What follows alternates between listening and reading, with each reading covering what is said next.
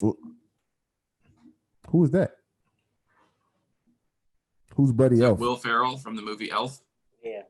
Oh, that's what that's supposed to be? I did not gather that at all. Yeah, look at it. The face. I mean, I get the name, but the face didn't really look like it. All right. It does look like the two lines. Everything. Okay. Well, welcome, ladies and gentlemen. Lights, camera, action. I guess it's more appropriate for this dumbass podcast with us dumbass film students. My name is Rudy Wilson. I am a film student getting ready to be done pretty soon and get out into real Hollywood and fail. Got some other failures with me here. My man, Lonnie Cox, my brother from another mother, or obviously totally different mother. Got my man D.A. Daryl Henry, the filmmaking guru who's going to take down Walt Disney one day. Got his lovely wife Shania, who puts up with his shit as she continues to make her content in her films. And then, of course, got my we always bring on a special guest. Well, not always, but this time we definitely have on a special guest. And this is my blood relative, my sister, same uterus, breastfed off of the same nipples. All right. Jesus. She's here. She has been bothering me about, I give uncomfortable intros. This is my thing. But she is here. She has been fussing at me about getting on this podcast, and I just it wasn't really a pushback. We just had other people that were just already coming on. But she's here now. She's ready to get to the shits. My sister Rhesa Wilson. Rhesa, what's popping? Hey. Gotcha. All right. Well, good talk. Well, yeah. So, we're glad to have you here. You know, you let us know in the beginning before we got popping that you didn't really want to do a full big intro. You just want to get into the movies. So welcome. Did you have anything to say at all besides hi, or just go straight to the movies? Hi, I'm excited to be here. I've been wanting to be on here for a while now. Rudy kept booking other people.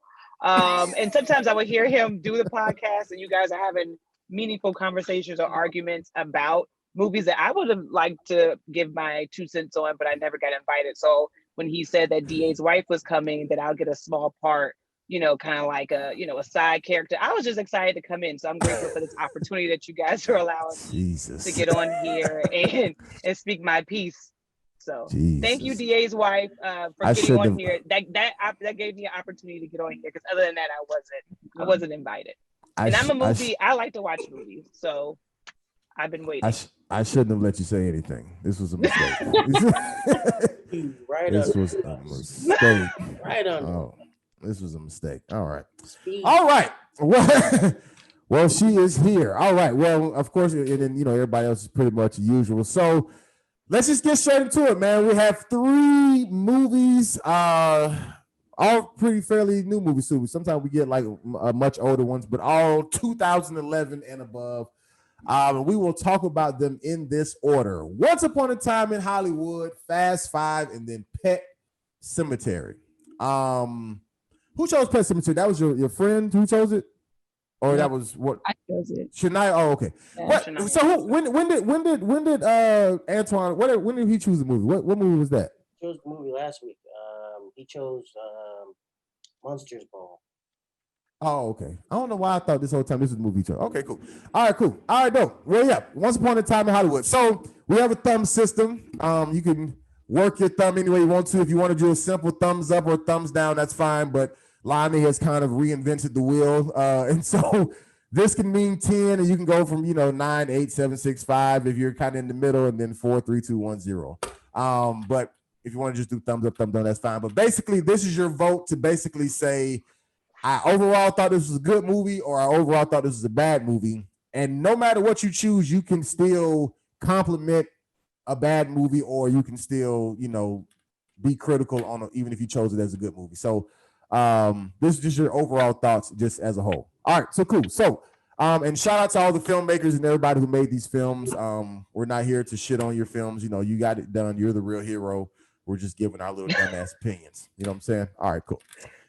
All right. Once Upon a Time in Hollywood. Director Quentin Tarantino, starring Leonardo DiCaprio, Brad Pitt, Margot Robbie, host of others. My first time seeing it. Let's vote on it.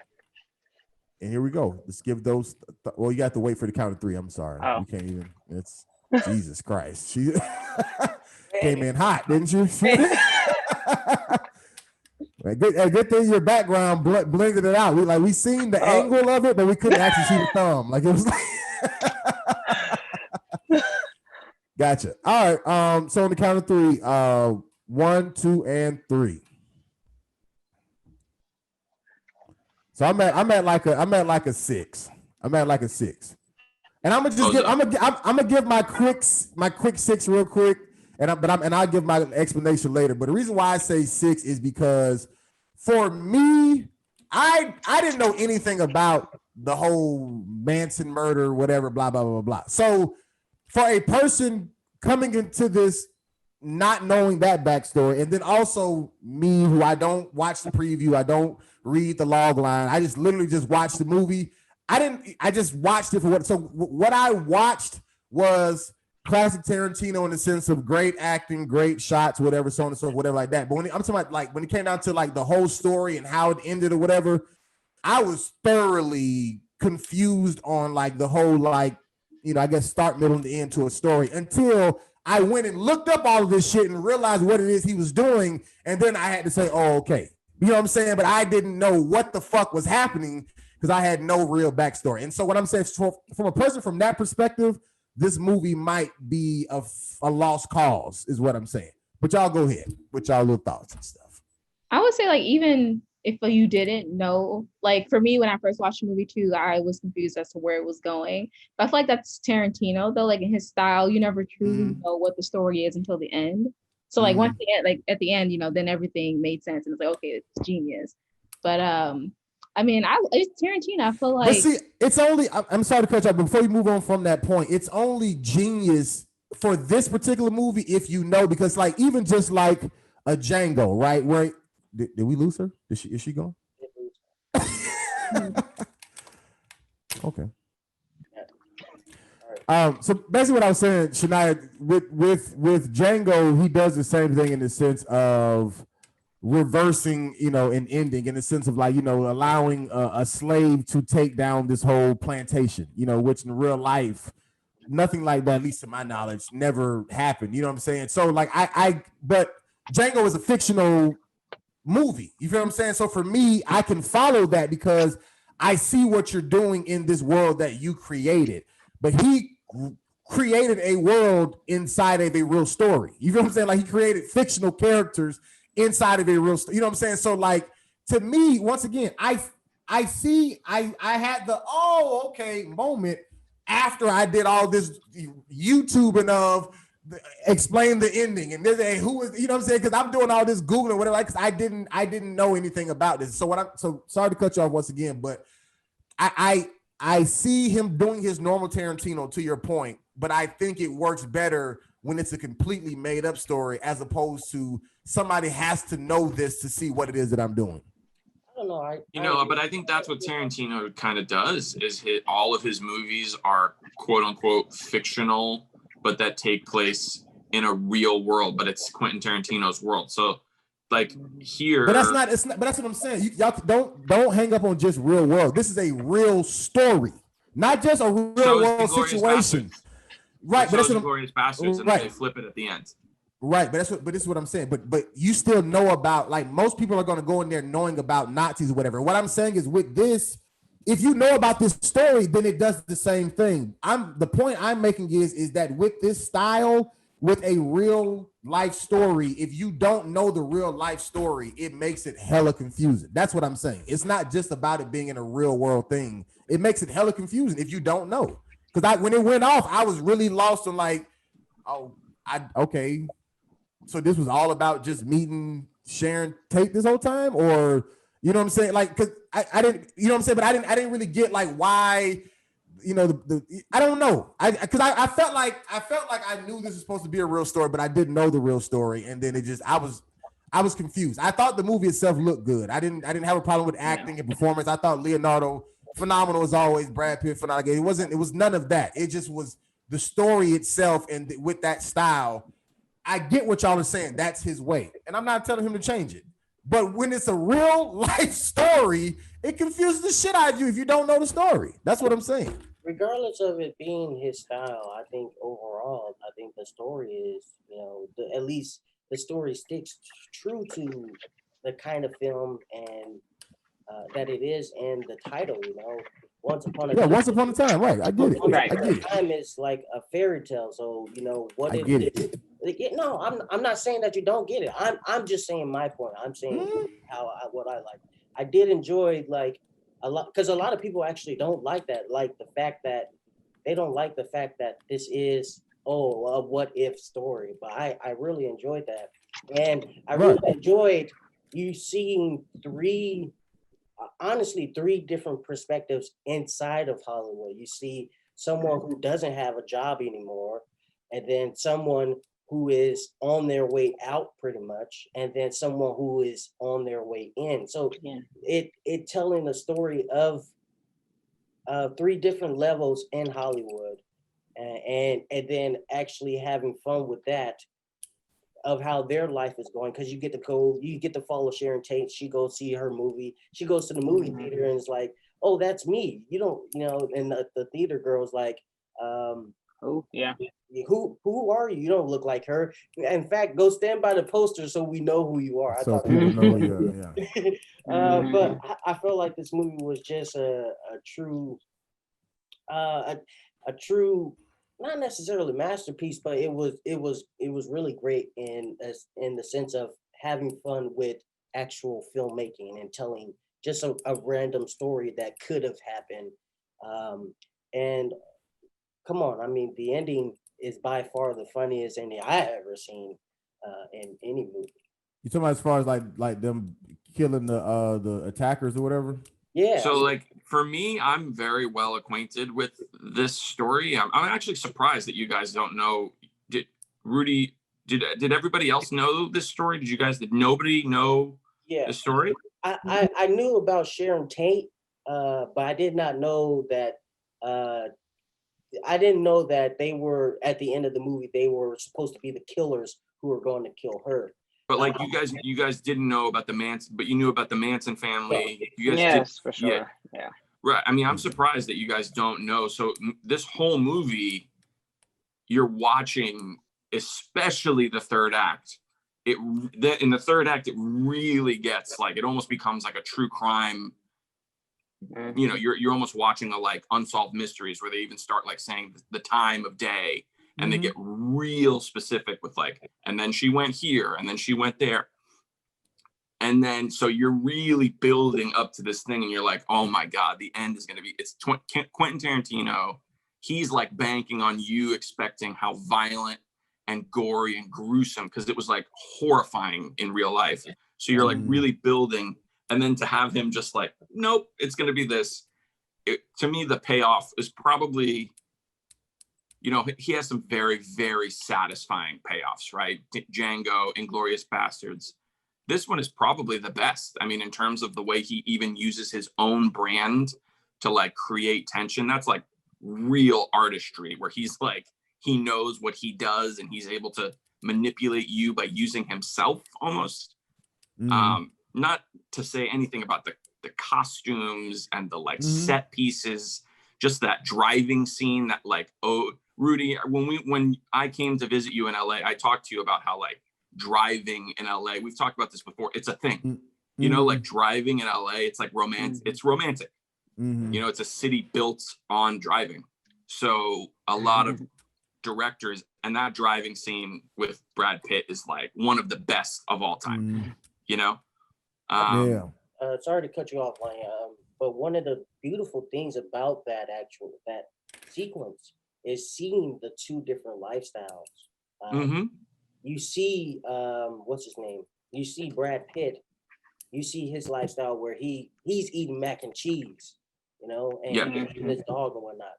Whereas you cut to Leonardo DiCaprio, and he's over here fucking got a nice ass house, got a whole bar, and making himself a drink, going out to his pool. While again, this is so beautiful about this movie. we were outside watching him at his pool. Then we go over to actually Sharon Tate or Margot Robbie going out to the Playboy Mansion. Mm-hmm.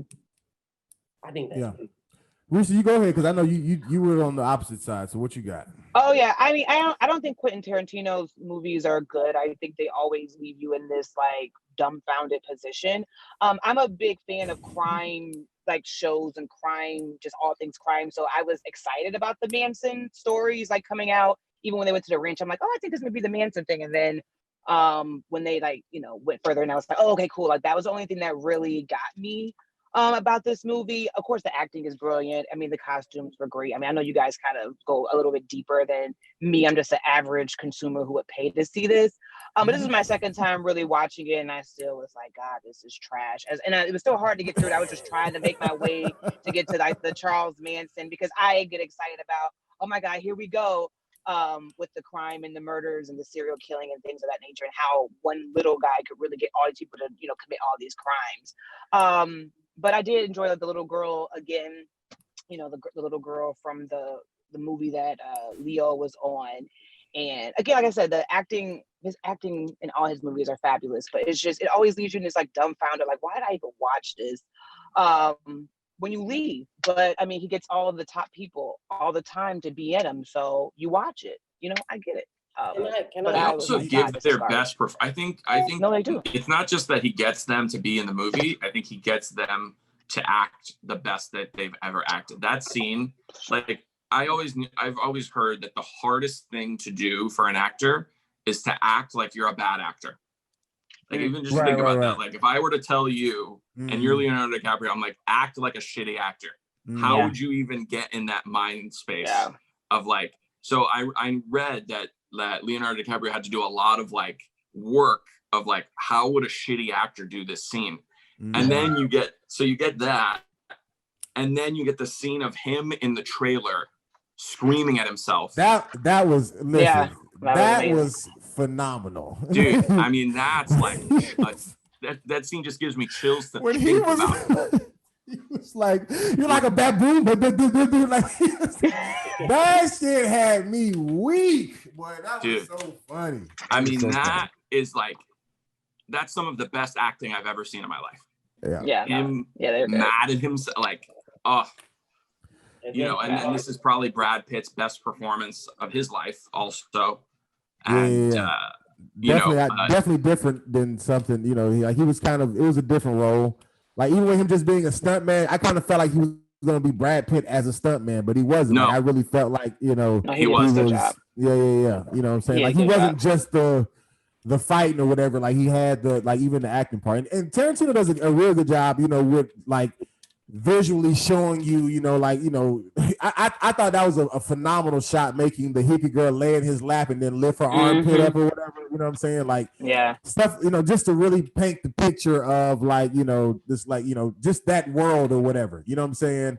I mean, and so like I said, so for me, the reason why I gave it the 6, because I do give it a thumbs up in the sense of everything involved in Tarantino's creativity as far as the shots. I mean, I love the shot, of course, when Leonardo DiCaprio messes up and they go back to one, and the dolly comes back on this side, and then the actor says his line again, and it comes back around. So like all that stuff like that, I think is very, very creative. For me, I just didn't like the fact, which of course, I mean, people who would guess I'm one in a million who don't know this fucking story, but I am. You know what I'm saying? Well, you've also never seen Star Wars, so it's not beyond the realm of possibility. Right. Really? Right. Yeah. Which to my credit, I keep telling y'all, I went to a movie theater to see Star Wars. I just don't even remember whatever popped up on the screen. Wait, so to this day.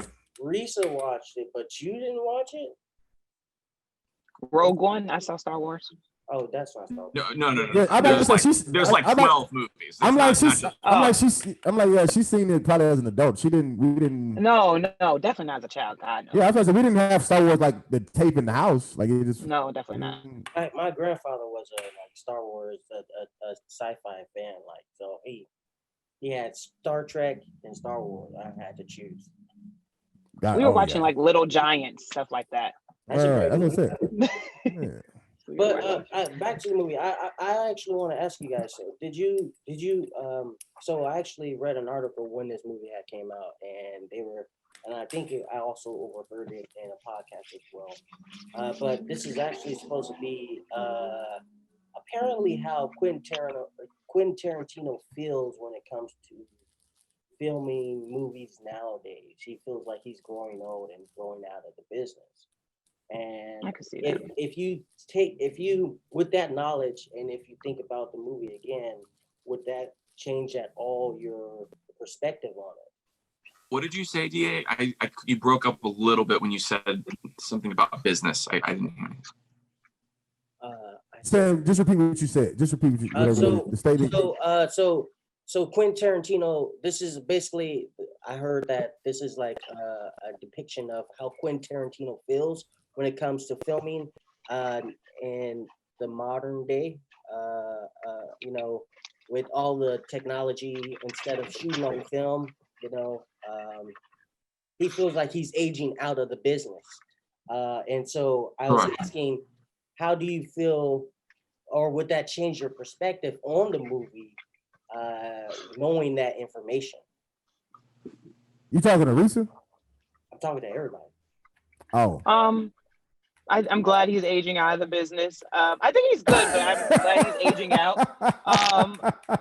That's perfect. If that's how he feels, good. But I also know this was his first movie that he did without like Harvey Weinstein and stuff. So I'm sure he also had a lot of just energies or thoughts and stuff, outside of it, too. So cool. If he's aging out, I mean, that's good. Makes way for some of you guys to come in and do something a little different. Please. I would say, and to just answer your question real quick, DA, as far as my perspective on the movie, I don't necessarily have a bad I wasn't watching this movie and just like, this shit. Like I am not with her. I didn't give a thumbs down. Like I don't think this is a trash movie. I'm not. But I know. But what I'm saying, the only point that I was making is that I just had to look up information to even get it. But in reference to like him aging out or whatever like that, I don't think that should really matter for him because he's already Quentin Tarantino. You know what I'm saying? Like he constantly just makes the same movies and people watch him. So like why would he care? You know what I'm saying? Like I don't think he should.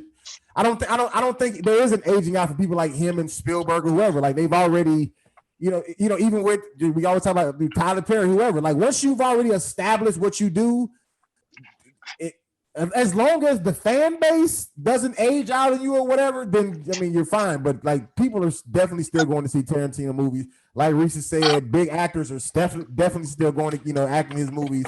So I mean I don't really see him like aging out in the sense of, I mean I think he'll probably just die a filmmaker. I don't think he'll ever. He's going to make one more movie and then he's going to retire. Right. That's what. Oh, good. Yeah. He's gonna start making porn. He's gonna lose his mind. No, but I mean, when he started, he said he was going to make 10 movies and then retire a legend. Like that was always his plan, and this was his 9th.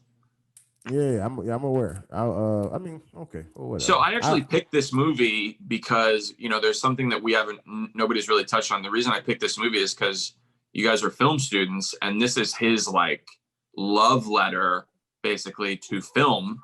Right. Especially the what's called the like golden era of film, and I'm surprised that doesn't really like resonate. Well, speaking for myself, I'm a film student because I enrolled into a film school. You feel what I'm saying? But like, let's be clear, I didn't grow up studying film. I just started paying attention to open credits this year.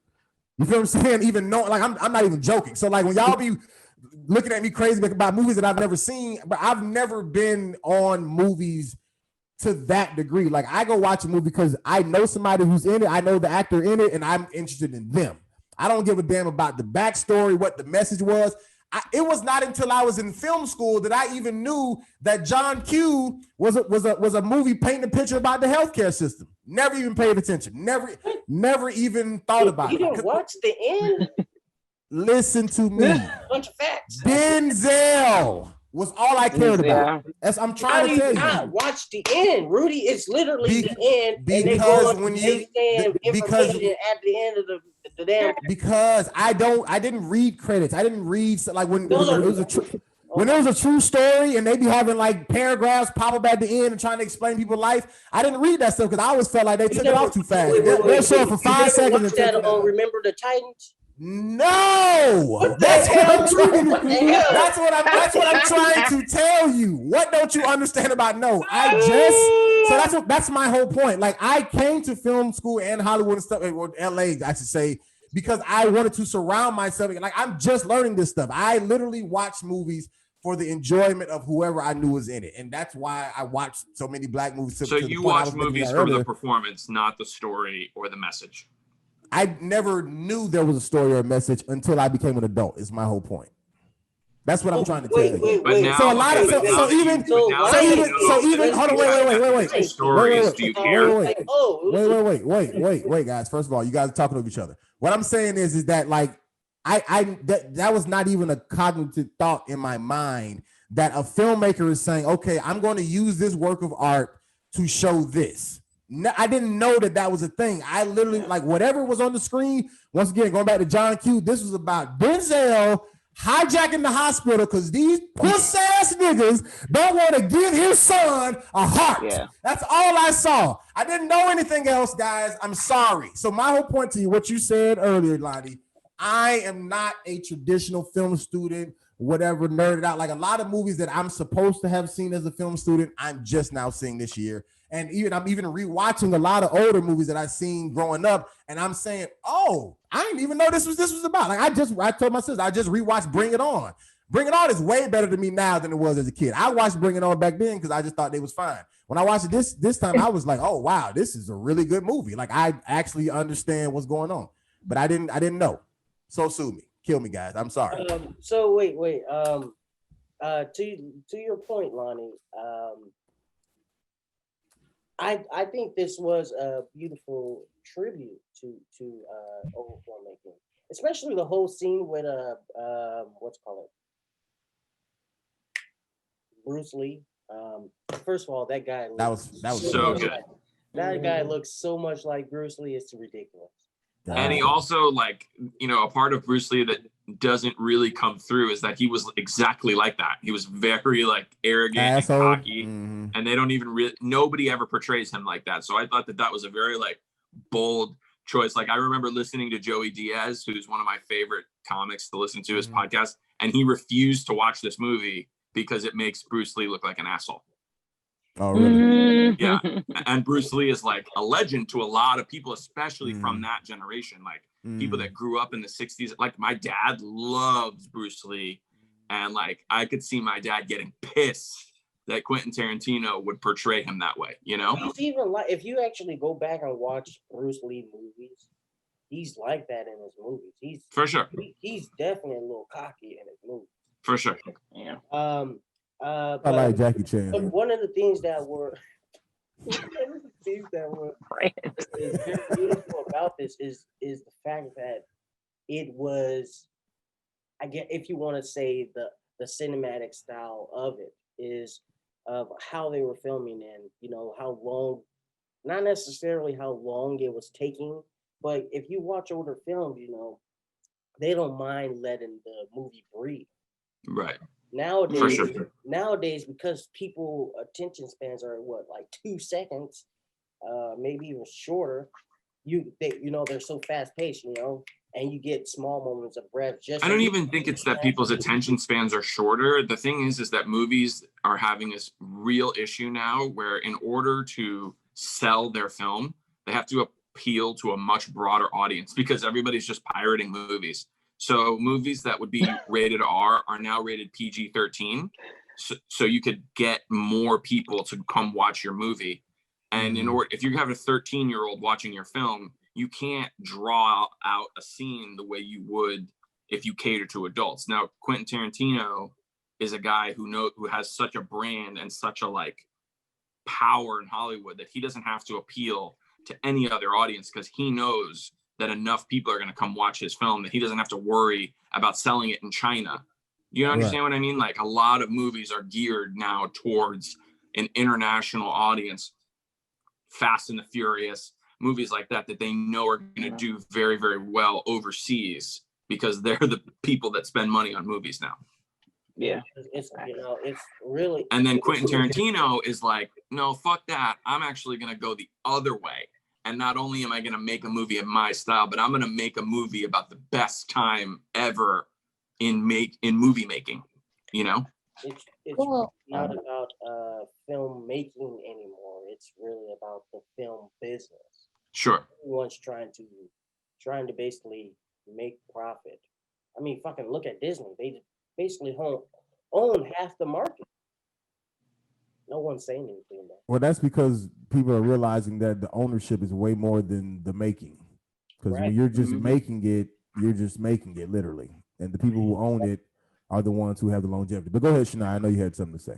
I was going to ask another question. To your point, Lonnie, your question before, how you were saying, this sort of love letter to film. I've actually gotten a lot of mixed reviews about this movie. Like, I feel like a lot of film students are very polarized about it. They either like it or they don't. And so I'm wondering, like, how do you guys feel? Like, why do you think that is? Or, because I feel like people have said this isn't his best movie. So what do you guys think? I don't think it's his best movie. I said Django's still my favorite. I like it, but I don't think it is best movie. I think you have to take this movie for what it is. Like I said earlier, a lot of people don't realize that this movie is a fairy tale, a what if, and if you go in thinking that this is just some regular old Quentin Tarantino movie, then you're wrong. This is Quentin. If anything, this is Quentin Tarantino's perspective on a fairy tale. I feel like. For me, it's hard for me to rank Quentin Tarantino's films against each other. I would say that probably Jackie Brown is probably my favorite Quentin Tarantino movie, but no movie that Quentin Tarantino makes is like any other movie that Quentin Tarantino makes. So, I mean, he does take certain themes, like The Hateful Eight is kind of like Reservoir Dogs. There are parts of Pulp Fiction that are kind of like Jackie Brown, but this movie, what I would do is I would compare it to any other movie that is of this theme, right? So you can take a Django and take that against Unforgiven, 3:10 to Yuma. You can take Django and put that against other Westerns. It's not a Western. Django is a Southern. So what other Southern movies are there? Like, what other movies are there really like that? Not a lot. So for me, Quentin Tarantino's movies are almost always the best version of what they are. And it's really not even close. Like, have you ever seen a movie that's like Kill Bill? And if you have, I guarantee you it's shitty in comparison. Right. So, I can see where film students are going to try and they're either going to compare it to other Quentin Tarantino movies and not like it as much, which I personally don't feel that way. I enjoy this movie as much as I enjoy any other Quentin Tarantino movie. And I'm a big Quentin Tarantino fan. And also, if I'm going to watch a movie that's going to take place in this time, I like this movie more than any other I've seen. Seberg and, these other movies that have come out recently are boring and they draw out and their theme is so in your face and over the top. And Quentin Tarantino's like, no, fuck that. I'm just going to do what I want. So I think a lot of film students are probably jealous of Quentin Tarantino's ability to have such a mark on his film throughout an entire career. I think you're giving film students way too much credit. I think film students are dumb. That's why I get the title for this name. I mean, when I hear people talking film school, just students among students, they think they know. You would think they live next door to Spielberg. And Spielberg is on the right and Tarantino's on the left, and they just in the middle. They think they know everything. Film students don't know shit. Okay, they're supposed to be learning as well. They don't know. Okay, so it's really, art is subjective. You know what I'm saying?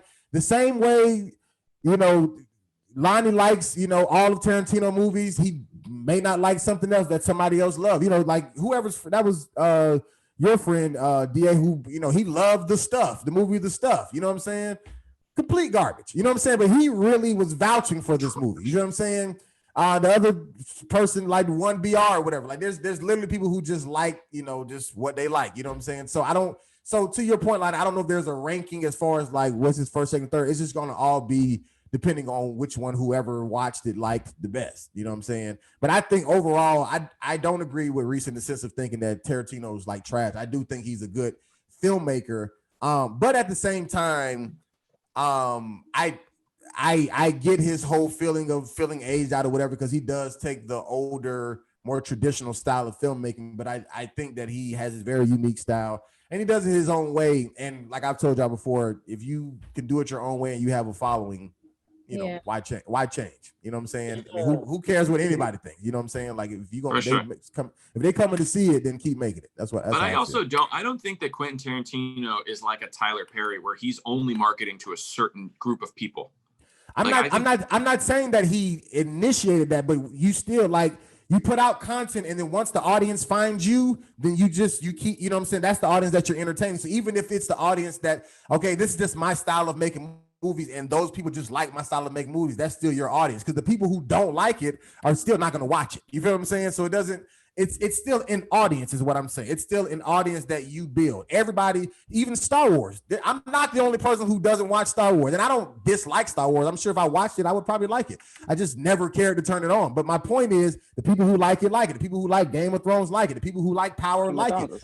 I've never seen an episode of Power, and I'm black. I probably can get scrutinized for that. I don't know what it's about. But my whole point is, everybody has an audience is the point that I'm making. I'm not saying that he's targeted as much as a Tyler Perry with the black women situation, but it's still an audience, you know. And he has one. He has a huge following. People legit. There's a gazillion other Lonnies out there who are just like, yo, Tarantino can do no wrong. You feel what I'm saying? Like, and it's nothing wrong with that. You feel what I'm saying? Like, it just is what it is. But from a consumer perspective, somebody who's not in the industry, the reason why he can have the flexibility to do what he wants to do is because he gets big time actors. Like all his movies always have somebody who's going to have the drawing power. So even for somebody like me, who I don't care what Tarantino does, I'm not a fan of his.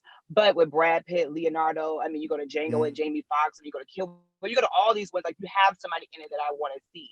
And like going back to you saying you only watch John Q to see Denzel, like, you know, sometimes you are just going to see Brad Pitt and Leo and see what they're up to because, oh my God, finally they're together. And so you can see them. So he can have that flexibility in Hollywood to be like, okay, I'm going to do it my way. But because I got such and such and such and such on the roster, and that allows you the freedom. Because if he had some regular Joes out there, I mean, I don't know how much studios or whoever he's working with will be like, oh yeah, for sure. They're going to be like, you know, back to what Lonnie was saying, you have to start going to, but that is how he started. Markets. I mean, when he started, he had basically nobody that anybody, I mean, yeah, Harvey Keitel, but they weren't like huge drawing stars. Like, you know, people kind of forget that John Travolta's career was dead when Pulp Fiction came around. Like the only reason we know about John Travolta right now is because of Pulp Fiction.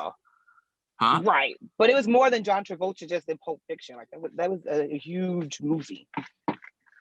Well, it became a huge movie, but he was not Quentin Tarantino when he was filming Pulp Fiction. Do you know what I mean? Like he wasn't the Quentin Tarantino that we know him today in 1995. But I think what you're saying, Rhesa, though, but it wasn't about him being Quentin Tarantino. You're saying the actors in the movie. It wasn't about him. It's about him who he always had. He always had people in there who had drawing power. So then that helps develop him into being now Quentin Tarantino. And even now he still works with, I mean, he has bigger names, of course, but he still works with people who either they have a small drawing power, but he has people who have drawing power who are going to come see his movies. So my thing is, like you say, he's doing 10 movies. Amazing for me, but you know, I've seen a lot of his movies and he's always had somebody that has drawing power, whether it's small or big. I mean, like you said, Pulp Fiction became big, but I mean, it's still one of the classics is that people are still wearing Halloween costumes based off of Pulp Fiction because of who was in it. Like, it was good. I watched it recently again this year. Like, he just had people who were good, who was going to bring people to the movie theaters to watch it. I'm saying it's from a non-film.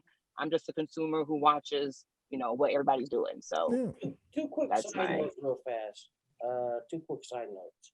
First one, Lonnie, Inglourious Basterds is the best Quentin Tarantino movie. All right. And then my second one, is, you know, I saw this post on Instagram. It was saying how, it was going over over what parts, major actors passed up. And did you know Will Smith passed up being Django? I think it was Will Smith. I think it was Will Smith. I don't passed think up that's Django. true. I think it.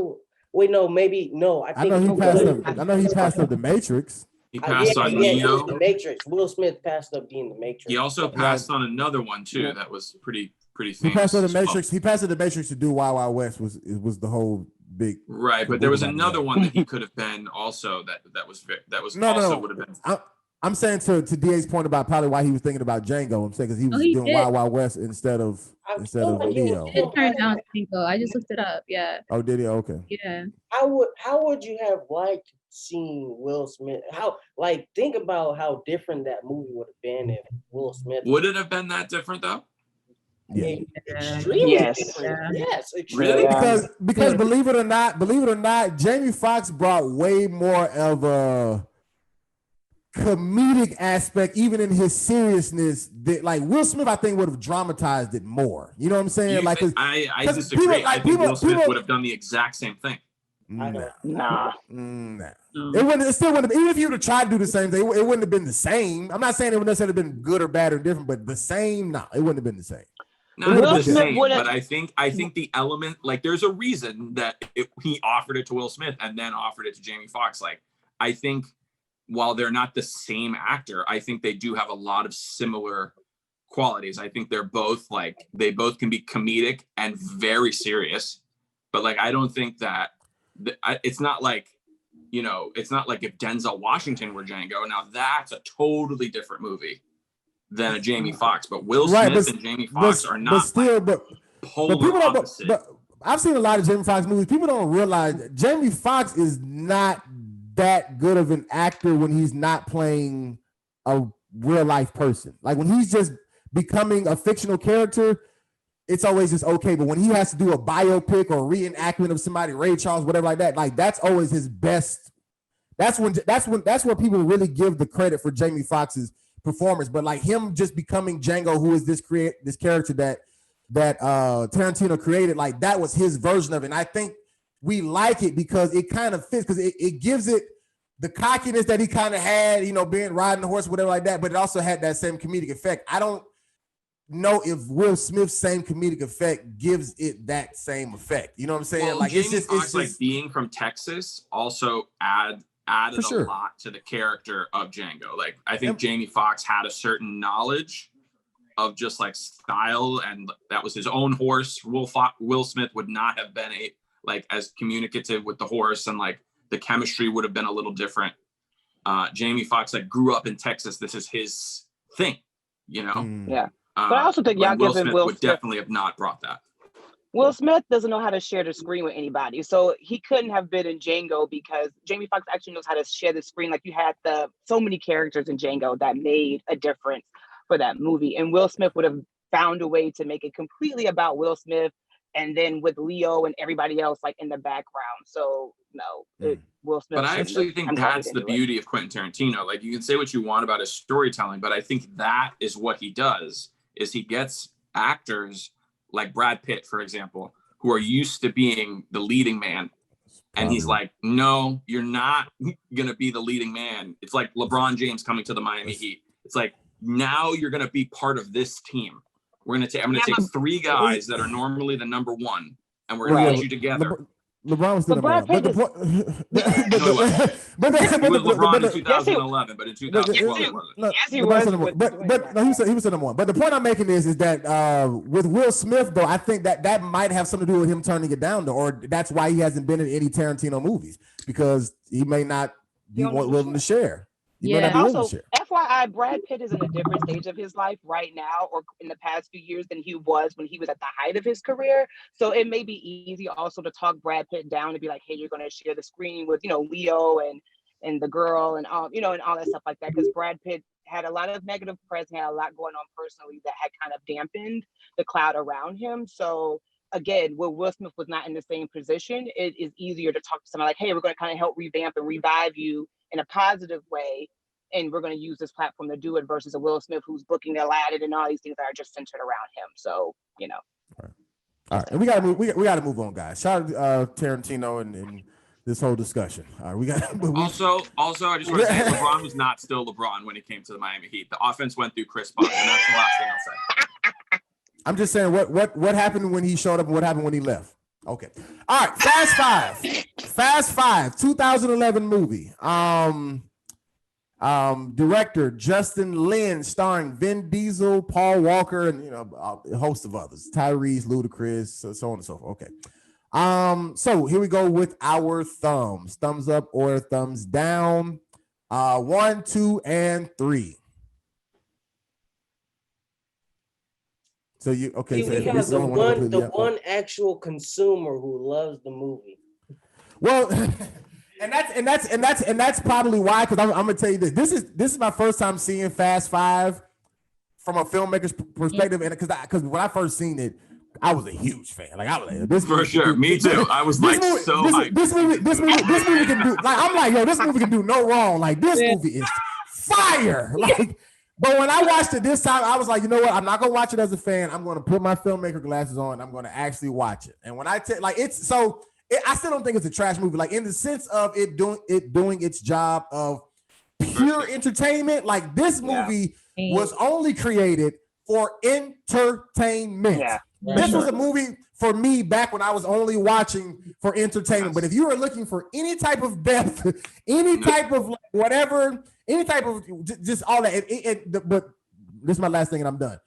This is the part that I noticed the most, that I can't believe I missed the most this entire time. When I tell you, I felt like I was watching like a fucking, I don't know if it was like considered like Power Rangers or something, like the way they would like, so this car has a chip in it. So if we get the chip out, that means like, it was always like this, like as they were transitioning to like the next scene, it was always like this dialogue of what we have to do next. So that means we need this. So that means we're going to need a team. And then they fade to the next thing. And it's just like, yo, what type of popcorn ass shit is this? But that's all I got, dog.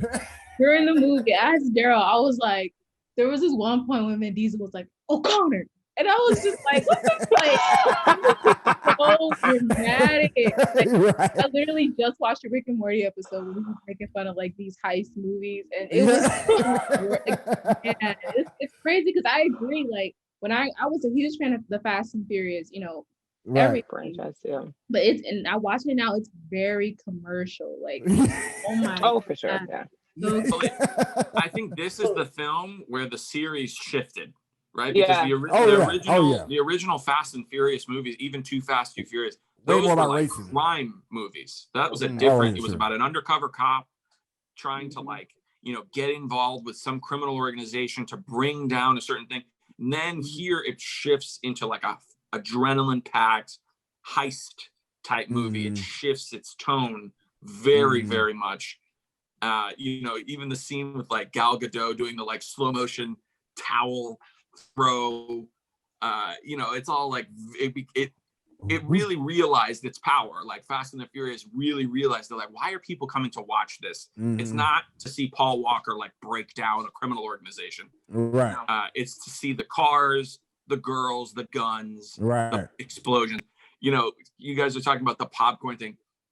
Did anybody notice when they were driving the safe through the town, through the city, there's a shot of a woman in the bank watching the safe like coming, and then the safe crashes through the building. Like, I think that woman just got crushed. A lot of people died in that scene. That's in that whole heist. That final heist, there was a lot of civilians who got killed for no reason. I was like, okay, all right. I guess we're just not gonna think about that. But like, I was like, yeah, you're just like not supposed to pay too much attention. You're not supposed to like sink in too much.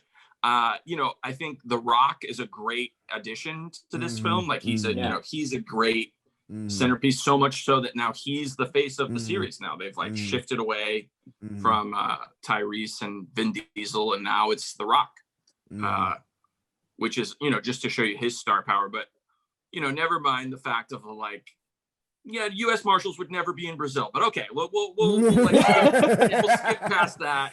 And they're basically like Navy SEAls, and that's also like not what U.S. Marshals are, but okay, we'll forget that. Right. Also, but it's great. We'll do it. Let's take the ride. Right. I would have to ask, like, why do you like this movie? Like, what about this movie makes you just say, I'm willing to give this a thumbs up?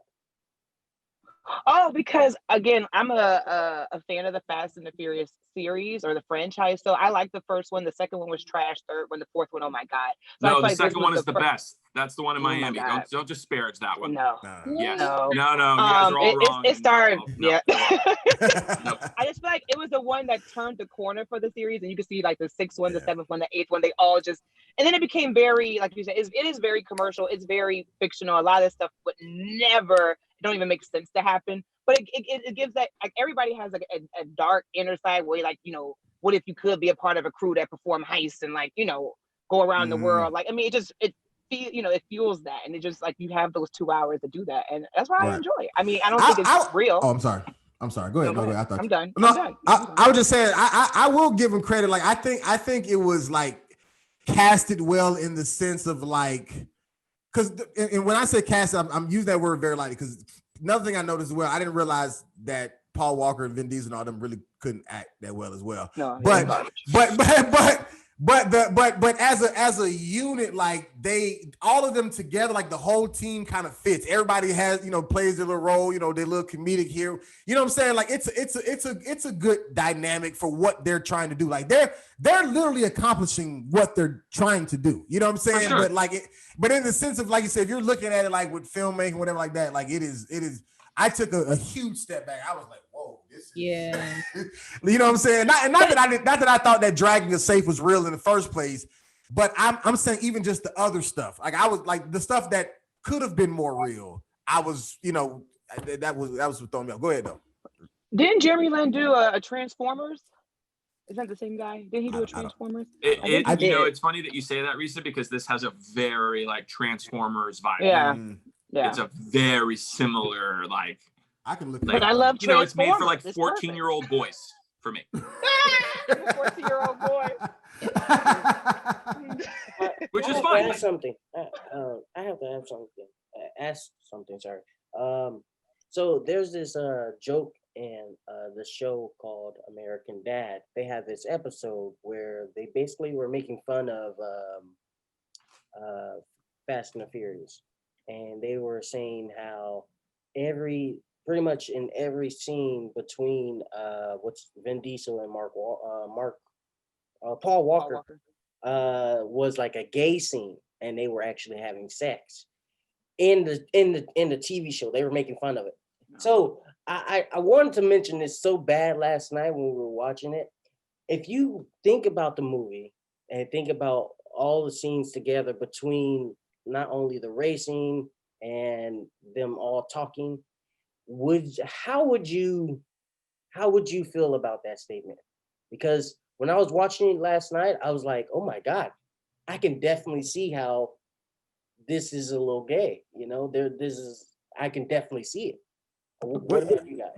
Are you telling me you found something gay in this movie? What are you talking about right now? Yeah, what are you talking about? No, I'm not saying the movie is gay. I'm saying if you took the dialogue scenes and the action scenes and kind of replaced them with some of the characters having sex with each other, would it be too far-fetched? Yes. I don't even remember weird things. From the show, see, if you guys follow me, it's from the show, and like I said, I was watching it last night, and I was like, oh my God, I can completely understand the joke now. Right. Guess you had to be there. You guys. To answer your question, Michael Bay and Travis Knight, they did the Transformers. Jeremy, he didn't. Justin Lin didn't do Transformers. He pretty much did all, if not all, the Fast and Furious, majority of them, if not all of them. He might have done Bumblebee, didn't he? He didn't do Bumblebee. Yeah, maybe he did Bumblebee. I thought he did one of them. I don't remember seeing it. I can go back and look at because his Michael list. Bay. All right, so let me just look up the director for Bumblebee. How about that? I think Michael Bay. I mean, Rhesa, when Too Fast, Too Furious came out, for years, I thought that Michael Bay directed it. Like, I thought that Really, was a I can Michael see Bay that. movie. Yeah. I mean, it's pretty much the same thing. Travis Knight did Bumblebee. Okay. Mm-hmm. And Michael And Bay produced they it. messed that up. Ugh. They messed up Bumblebee? Transformers one. Yeah, once Shia left, it wasn't good. They brought Mark Wahlberg in, and then it just wasn't hitting like it was when Shia was there. But I get it. I get it. Gotcha. This was the last. Did you guys keep watching Fast and Furious after this movie? Because this was the last one that I watched. I've seen. You got to keep watching.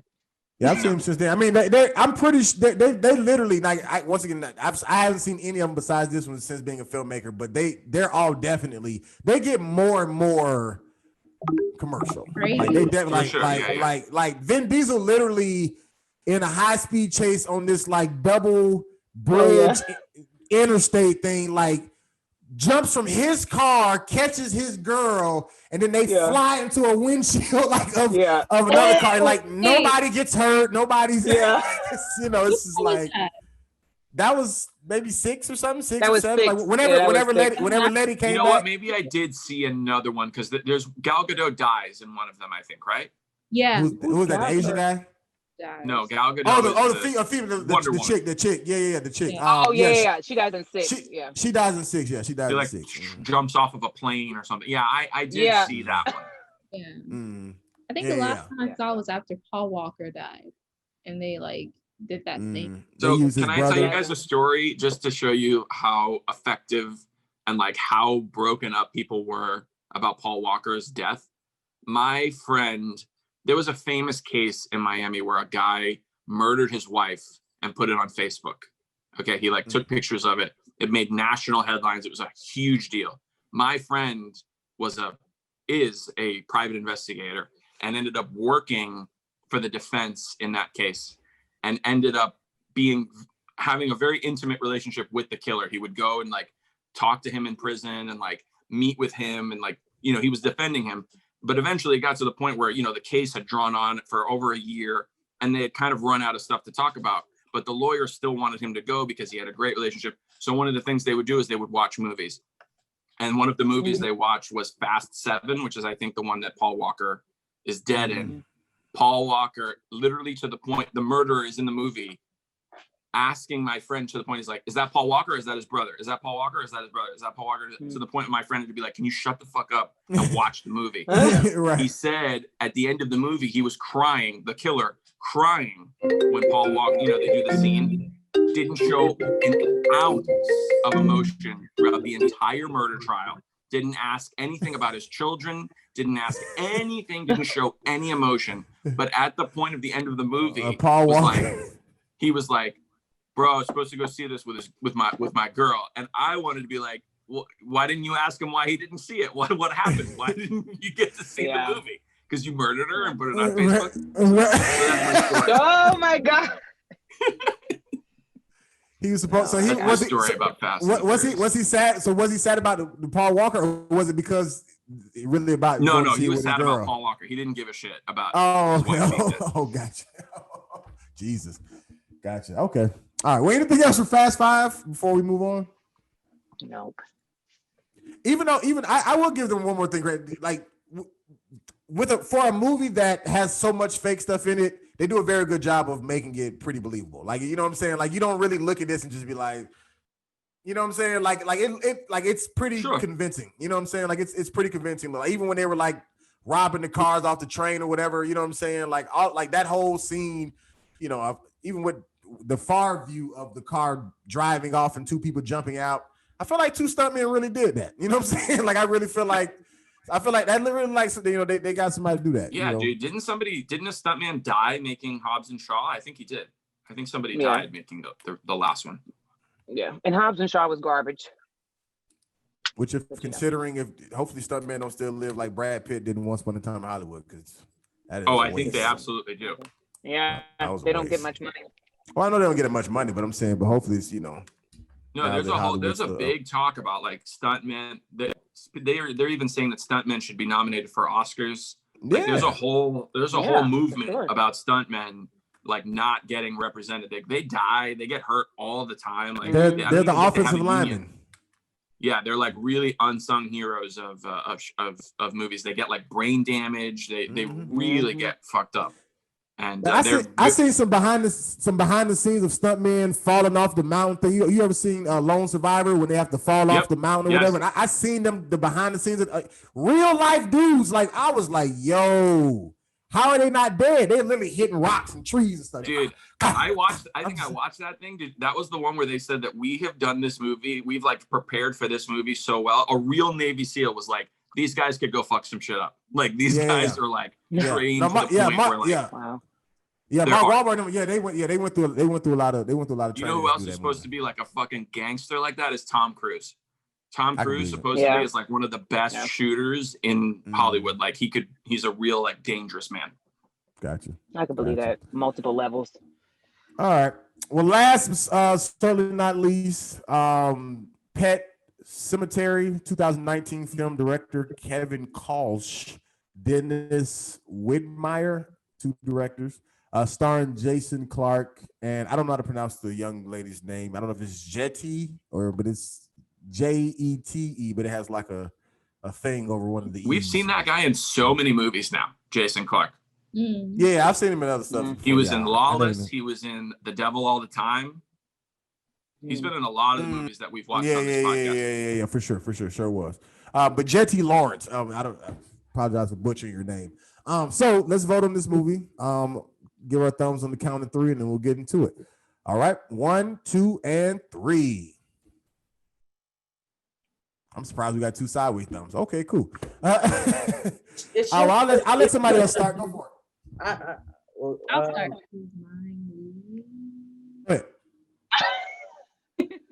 I was gonna say I chose it because I just wanted to see it, and it was the first thing that popped up.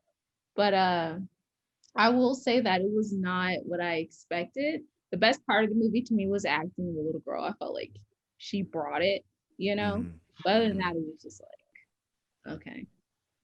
I definitely agree with that. That little girl was acting her ass off. I was like, if I met her in real life, I would think she would kill me. Her and the little girl from Once Upon a Time in Hollywood, both of them were phenomenal. Oh yeah, yeah, she was. They great. were phenomenal. Have you guys ever seen the original of this movie? No.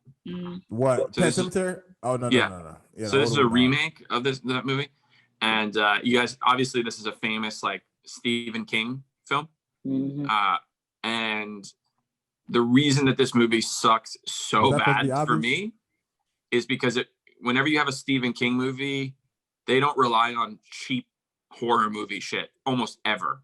There's no jump scares in a good Stephen King movie. There's none of the like I could see the Achilles tendon thing coming from a mile away. I could see the I've also seen this movie before. I've seen the old one.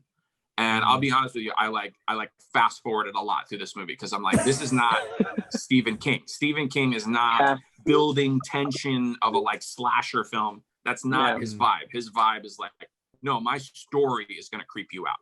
You know, it's not. I don't need the like cheap shit. I mean, The Shining. Is there any of that in The Shining? No, there's none of the like, none of that shit. So I feel like they had a really good source material and really fucked it up. There were some creepy things, man. The cemetery is creepy. The like, the Wendigo thing. Like they have some like, it's a good story, right? Like burying the thing. The theme of like, should we bury our daughter who was killed? And like, that's the interesting parts of it, not the like cheap horror movie shit. See, I couldn't, when I was watching this movie, and we watched it last night, me and Shania, and the whole time, the jump scares were, some jump scares were getting me. And scary ass. He like, I don't know what the fuck Lonnie talking about. This shit was scary. No. That's not my point. They scare the shit out of me. I don't watch them. I refuse. If like I can see one coming, I'm like, nope. I'm saying.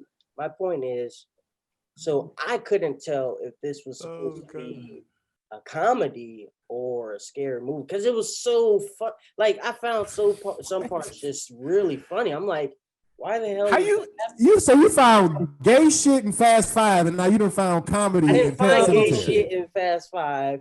I said a TV show that I watched made Okay, a don't joke. even go back to it. I got you. Okay, that's fine. I got you. I'm sorry I even brought it up. No. All There I'm was saying some was, moments. all I'm saying was this movie.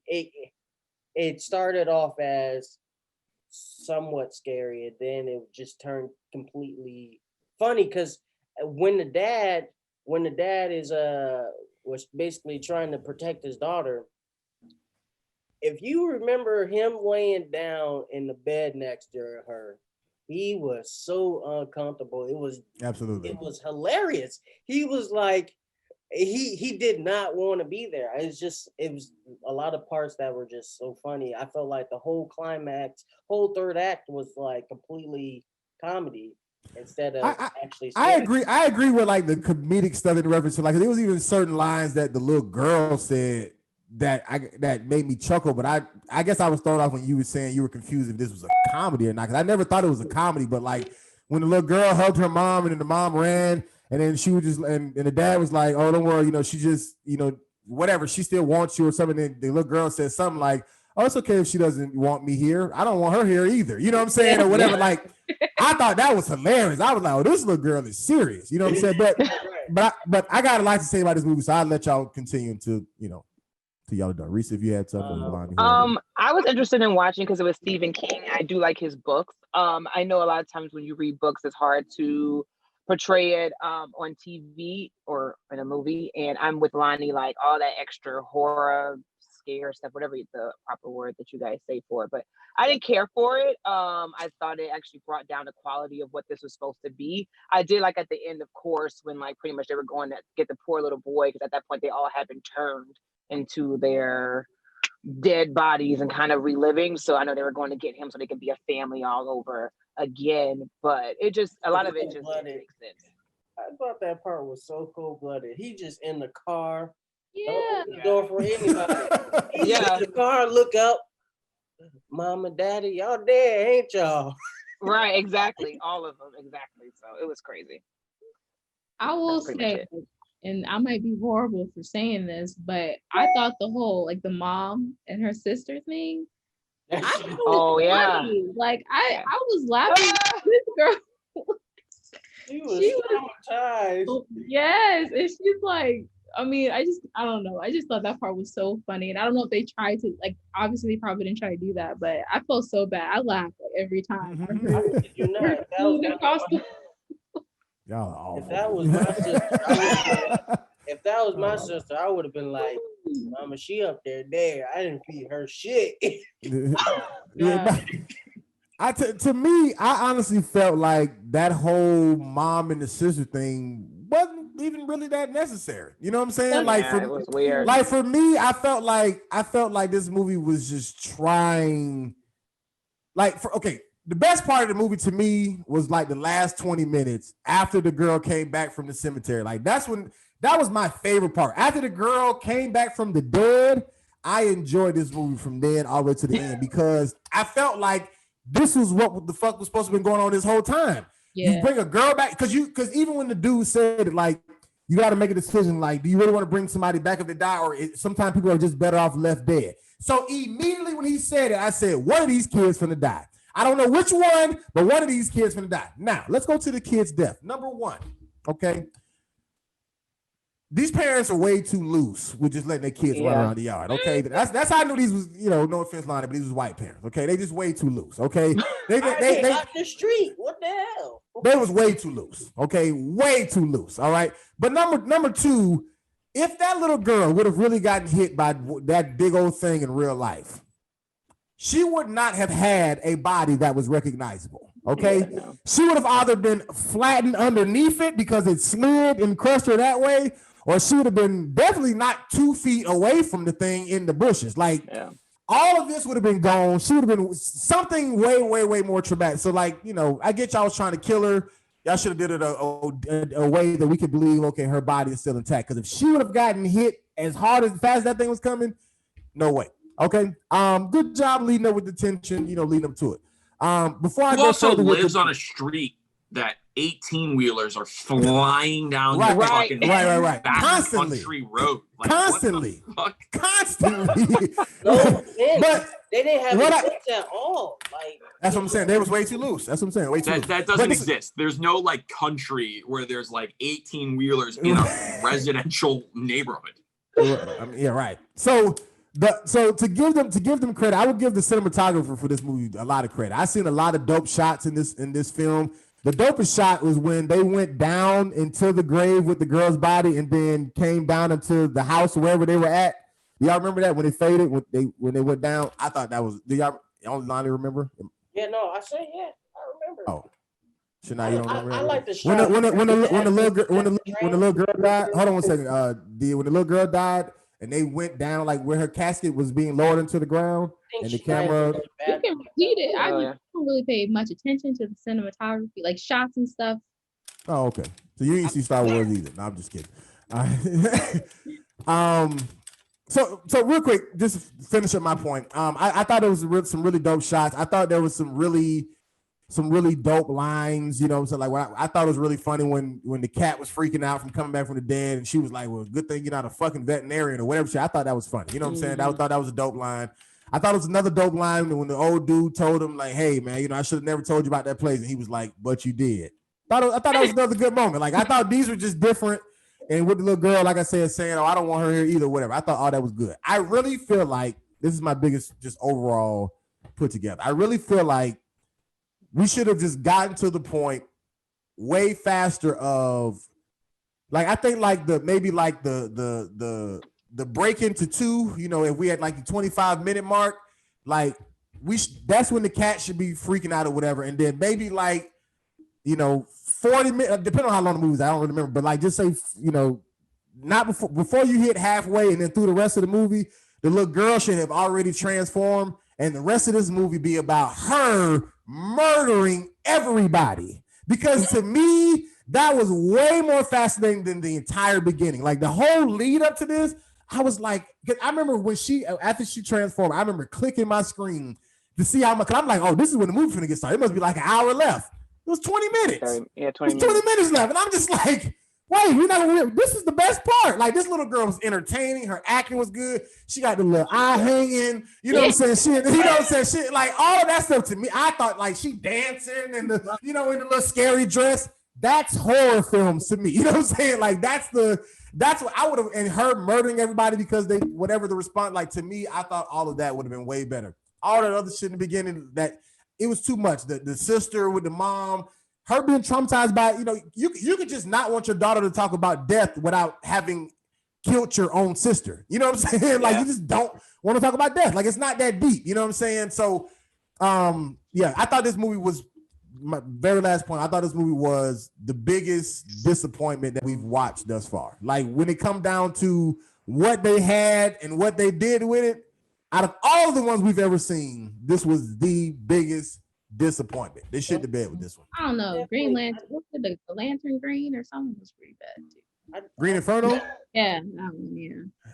It wasn't a waste of opportunity. Their story was, it was just nasty. It just was what it was. I mean, Stephen King's movies are some of the best movies of all time. Like for this to not, you know, Stephen King in his stories, the monsters are not the monsters. You're not afraid of the, like, you're afraid of the people. You're afraid of, it's not, you know, in The Shining, you're afraid of a dude. You're afraid of a man who's losing his mind. You know, in The Mist, it's not the, like, did you guys ever watch that movie? Yeah. No. That's I think I seen it. It's about the big fall thing, and they were like trapped inside a store because they didn't want to, like, I did see that. I didn't realize that was Stephen King, but I did see that. Yeah. That was good. That was a good movie. Shawshank Redemption. There's no supernatural elements, but the people are just fucking monsters. So to have a movie here where, like, for me, I am not a horror movie fan. I do not like watching a movie that makes me feel scared or anxious. I feel that enough in my day-to-day life. I don't need that shit in a movie. So if I am going to watch something like that, it needs to be really well done. And this movie just wasn't it. It did not. Right. it didn't know what it was trying to do. I think they were like, oh yes, it's Stephen King, but we're gonna turn it into a slasher film, and it's like I don't give a shit about a slasher film. Yeah, that is very accurate. I love horror movies. Those are my favorite. Thrillers are my favorite. But I also felt like once the cat came back in real life, especially when the dad know he buried it, most folks would have left. So some of this wasn't even realistic. You'd have been like, all right, guys, I'm gonna take my family out of here to figure out what just happened with the cat, coming back and walking around after we know we buried it. Just last night. And like, oh no, the cat just came through the window, So some of that was just like, this is just it was an insult to Stephen King because his books and stuff are, they're good. I'm also much more scared, me personally, like I am much more scared of like real people than I am of like supernatural things. Oh yeah, for sure. So there's like a movie called Zodiac, which is not a horror movie. I love Zodiac. But that movie will scare the shit out of you because of just the implications of real life and how that movie is fucking terrifying. Right. Really? So it was good. I'm very easily scared. Okay.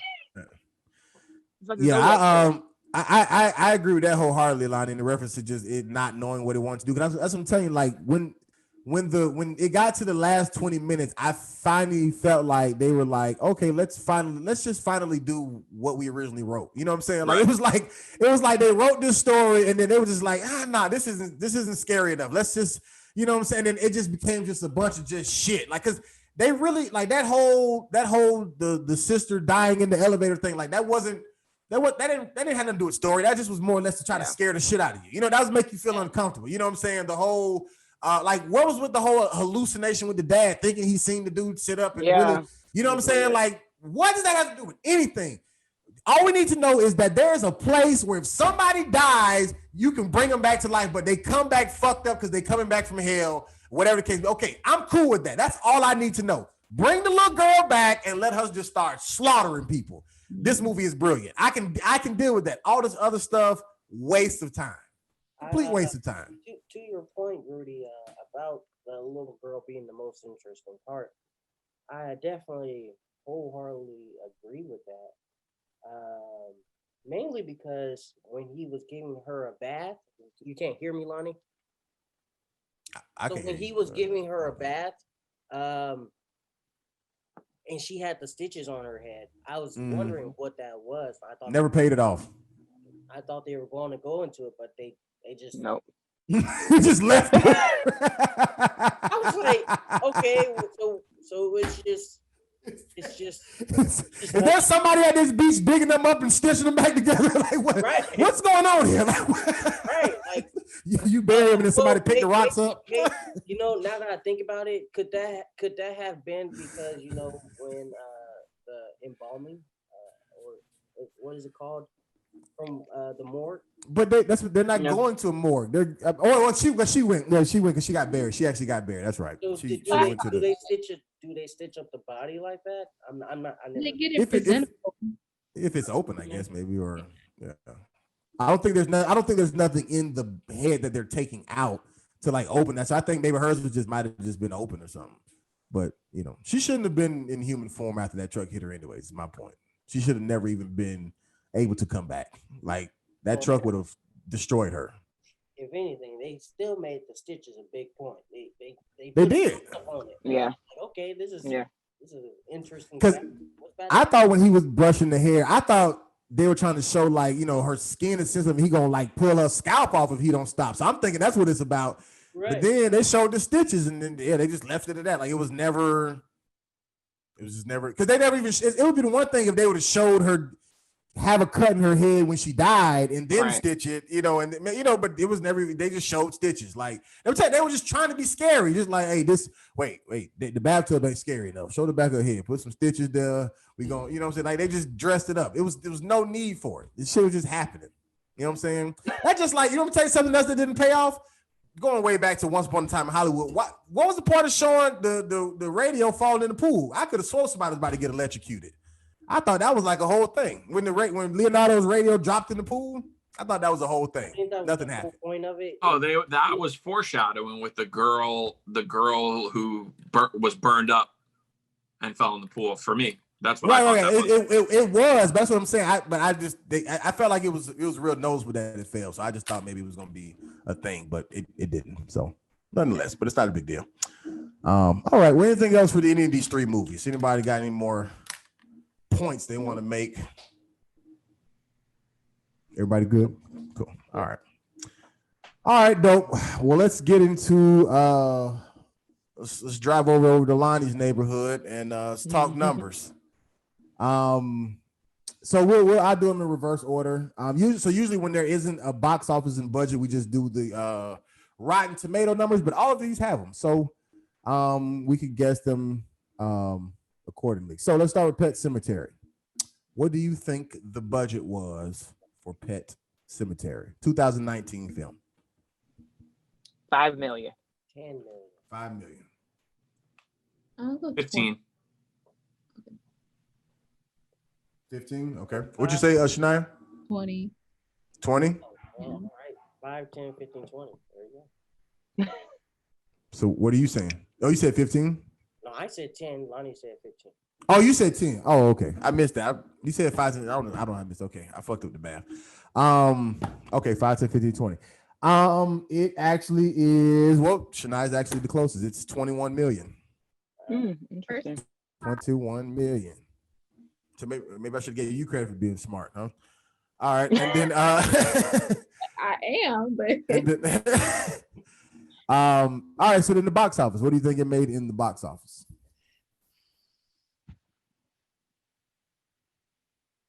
I want to say This was last year? 25. yeah. 2000, yeah, last year, yeah. I want to say, no, I'm going to go with like 30 million.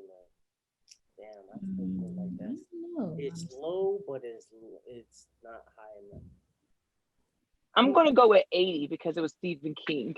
So people may have given it the benefit of the doubt. Yeah, I'm gonna go with 50. What did you say, DA? You said 30? Yeah, I said 30. I'm going to do let's do like 37. 37, 30. What'd you say, Shania? 50. 50, and what'd you say, Reese? I said 80. 80. It actually made 113.1 million.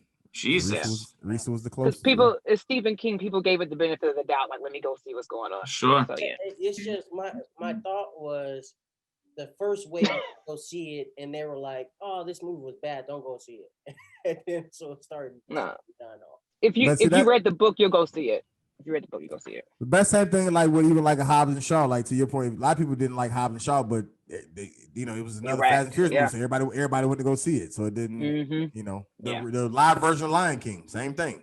You know what I'm saying? Disappointment. Anyways, all right, cool. So Fast 5. What do you think the budget was for Fast 5? 2011. I want to say 200 million. I'm The saying budget? 50 million. 200 million, 50 million. Okay, I'm gonna go with It's 100. 170. For the 170, budget? My God. 50. 150. Well, 150. I'm sorry. For the 170, 150. I'm giving them 80? budget wise. Yeah, 50 for 80. me. 50, 80, Yeah. 150, and 170. The budget for Fast 5 was $125 million. Wow. Yep. Be high. All their I'm movies. off today.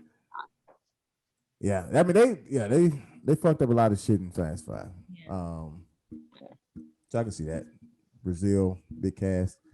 All right, cool. And then what do you think it made in the box office? I'm gonna say 450 million. 450. I'm gonna say 500. I'll say 500 sure. because I was going to pick 450, but I'll say 500. All 500. right, I'll say 525 then. 525. DA? 300. 300. It actually made 626.1 million. Yeah, they made a lot. Yeah. Y'all ain't doing That's your worldwide, huh? y'all ain't doing your numbers. That's Yeah. worldwide, huh? Oh, definitely. I'm sure it Yeah. definitely had a All right, and then Once Upon a Time in Hollywood. What do you think the budget was for that? It's 2019 film. 120. 150. 120. I'm going 75. Yeah, I'm gonna go with 90. And you said 175, Shania, or you said 75? 75. 75. I'm sorry, give them to me again. 75, Lonnie, what you had? 90. 90, DA? 120. I can't hear you. 120. 120, and Rich say, Reese? I said 150. 150. The budget was 90 million. Oh, Wow. On the spot. 90 million. Once Upon a Wow. Time in Hollywood. And what do you think it made in the box office? No, it probably made double. 270. 270. Damn it. I'm gonna go with 3. 3. I'm going to go with 200. Yeah. Sorry, I'm gonna say 300. Yeah. Gotcha. 200, 300. You said one what, Lonnie? I said 270. Oh, you said 270. Right. 270. And then what you got, DA? I'm gonna just go with 180. Lonnie stole my number. 180. Dang, that's disrespect. You think Tarantino spent 90 million, only made 180? That's fucked up. All right. No, it actually made 374.3 million. 374.3. Yeah. So all these movies make good money. Even with Pet Sematary only making 113, they spent 20. So they all banked. Yeah. Congrats to them. Cool beans. Sure. All right, cool, man. Yay. Well, Reese, you made it. You came on. Yes. Well, you're welcome back anytime, of course. Now that you've already been official guest, you can just let me know. You'll be back. It doesn't matter. Do you have anything that you want to plug, Reese, as far as like your Instagram and stuff like that, or you just don't want to be? No, not my Instagram, but I do have an online site. It's a nails. It's an online site for all things nails, like nail polishes, gel powders, dip powders, gel polishes, dip powders, all things press on at nontraditionnail.com. So you can follow us on Instagram and Facebook as well. So that's it. But thanks for having me, guys, and Shania. It was amazing. I had a good time being here. I really did. You heard it. My sister said Quentin Tarantino's trash. What y'all gonna do about it? No, I didn't. Nothing. All right. Nothing. You feel me? He's not trash. I just don't care for his movies, even though I've watched them. Yeah, I'm just fucking with you. All right. What about you, Shania? You got something for us? Just the same. Follow me on Instagram at least Catherine. Yeah, that's all. Gotcha. At least Catherine. DA, what you got, bro? Henry_. DA, I don't. Your mic is like going in and out, bro. I can't hear you. Really? Has it been doing that the whole time? Only when you lean back. Like when you lean back further, it's worse. But when you're up close, you're fine. So I gotta be like this, like I'm. That's actually real good. But yeah, but you, but now you good at a normal distance, but just don't lean back. All right, got it. But just the regular handle that's gonna be right there. All right, good talk. Okay. Good talk. Of course, Lonnie got his Cox Comedy. RudyComedy.com for me. We post this every single Thursday. I think every single Thursday on the No Life Boys Productions YouTube channel. NOLIFEBOYZZZ Productions. Yeah, man, we popping. We'll get some more movies, break them down, keep this thing going. I really enjoy this podcast. This is always a good time.